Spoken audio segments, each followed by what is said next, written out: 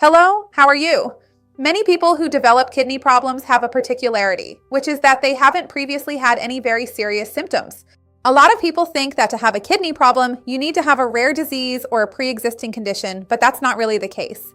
There are some common habits in our daily lives that can increase our chances of having kidney problems in the future. So it's very important that we are able to identify and know what the main silent aggressors of our kidneys are to protect ourselves. After all, nobody wants to have kidney problems, right?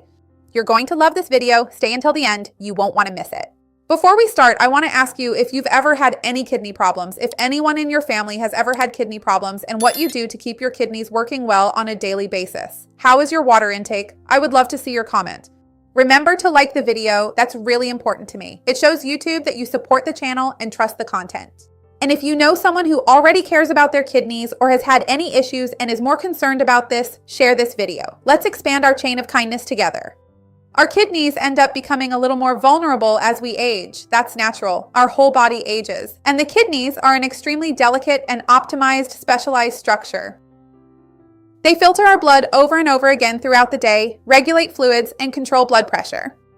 They also help produce blood cells and are even related to bone health. So the kidneys are not just a filter that removes toxins from our body, although they do that too, and it's very important. The problem is that as we get older, this glomerular filtration rate, which is the kidney's ability to function, naturally decreases. This happens even in healthy people, and it's like a filter that keeps working, but without the same safety margin, you know? So imagine if that same kidney, if that same filter, which is so precious to us, if you keep exposing it to things that can deteriorate its function earlier, nobody wants that, right? So I've put together a list of daily habits related to diet that can harm kidney function. It's very important for us to know about them. The number one aggressor of the kidneys, if we had to start with something, it's uncontrolled diabetes, it's unregulated blood sugar, it's the high consumption of simple carbohydrates, sugar, white bread, pasta, along with the rest of an unbalanced diet. We know that type 2 diabetes most of the time already starts with an unbalanced diet, a metabolic syndrome, a high consumption of non-nutritive foods, little fiber, few vegetables, and few greens. This can lead to insulin resistance. This can lead to metabolic syndrome. There is an increase in insulin secretion, but it is unable to fulfill the role it should. So, over time, this persistently high blood glucose leads to glycation. The sugar literally sticks to the walls of the blood vessels and the kidney filters, and this causes inflammation, thickening of the kidney membranes, and progressive loss of filtration.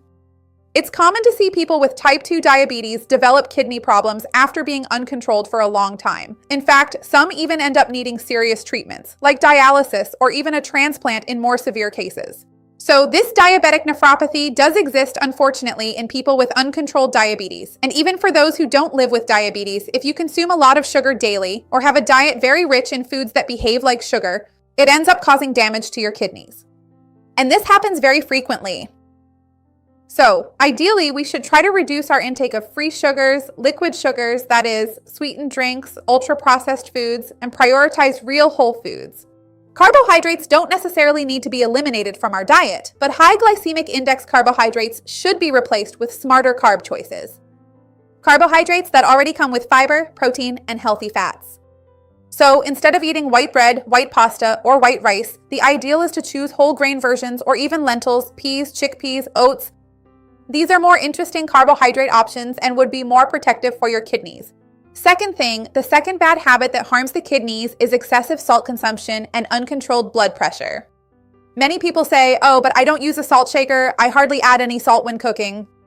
But they consume a lot of sodium in processed foods. It's bread that sometimes has a huge amount of salt, cheese, processed meats, ready-made sauces, canned foods, frozen meals. So all of this can have a lot of sodium. And sometimes even a sweet food can have a lot of sodium in its preparation for the preservation of the food proportionally. For example, even an industrialized tomato sauce can have a lot of sodium. So it's always important to check the food labels and compare.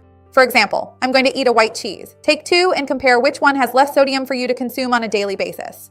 We know that excess sodium is harmful for high blood pressure, and this high blood pressure damages the kidneys. Just imagine the kidney is a very delicate structure that needs, in its capillaries, to do all the filtering. If you have very high blood pressure, think of a hose with very high pressure. The hose bursts, it can explode. That water is under a lot of pressure there. So the kidneys work more or less the same way. If they're suffering from this high blood pressure every day, it will strain these very delicate networks and they'll lose their function. So ideally, your blood pressure should always be under control. You should see your doctor regularly, check your blood pressure, and take care of your heart health to also take care of your kidneys. Another thing that can often harm our kidney function is extreme physical inactivity. The kidneys are a very delicate structure and depend on adequate blood flow to filter the blood properly. So, when you move, your heart pumps better, the blood circulates better, circulates more efficiently, and those tiny blood vessels in the kidneys receive the oxygen and nutrients they need in the right amount. When we spend many hours sitting, staying still, on our phones, scrolling on our phones, watching television, being sedentary for a long time, the blood flow gets slower and slower. And this also contributes to, as we know, insulin resistance, weight gain, increased blood pressure. So it's like a cascade, right? One thing leads to another, and these are some of the other terrible enemies of the kidneys, as I just mentioned to you here. So the point isn't that you have to become an athlete or join a gym or focus intensely on exercising.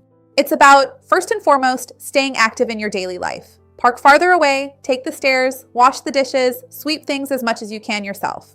And also, if you can add 30 minutes of physical activity, that will be fantastic for you. We know that there is a recommendation of 30 minutes of moderate physical activity at least 5 times a week for our health and also for kidney health. There's also another thing that can harm our kidneys, which is the indiscriminate use of anti-inflammatories. Many people over the age of 50 or 60 end up experiencing more pain, right? Partly because of this increased inflammation, this greater glycation that can happen in the body is already more aged, so sometimes the person feels pain in the hip, pain in the leg, pain everywhere, and then takes an anti-inflammatory. And with these non-steroidal anti-inflammatories, we have to be very careful when taking them. They can put a lot of strain on our kidneys, these anti-inflammatories. They overload kidney function, and they can be even worse if you already have high blood pressure, diabetes, if you use diuretics, if you drink little water, or if you already have a more sensitive heart.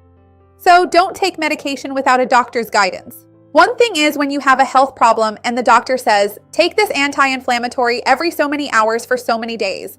It's a whole different thing when you, on your own, start taking anti-inflammatories just to sleep. Oh, I have a lot of back pain, a lot of knee pain, a lot of shoulder pain, so I'll just take this every day to sleep. You can't do that. This medication puts a strain on your kidneys, and we should never take any medicine without a doctor's guidance. Let me know down below. Do you usually take care of your kidneys? Remember that I have a playlist here on the channel with lots of tips for kidney health, talking more about water, the best foods, the worst foods, things you can do, even healthy recipes for your kidneys. And I'll leave this playlist down below, okay? Remember, if you already have any kidney problems and are unsure whether these tips apply to you or not, talk to your doctor or your nutritionist in your city. This video is for informational purposes only. Let me know if you're going to change any of these habits. I'd love to see your comment. Leave your like to help me out as well and share this with those who need it. Let's expand our chain of kindness. That's what I want here with the channel. See you next time. Bye.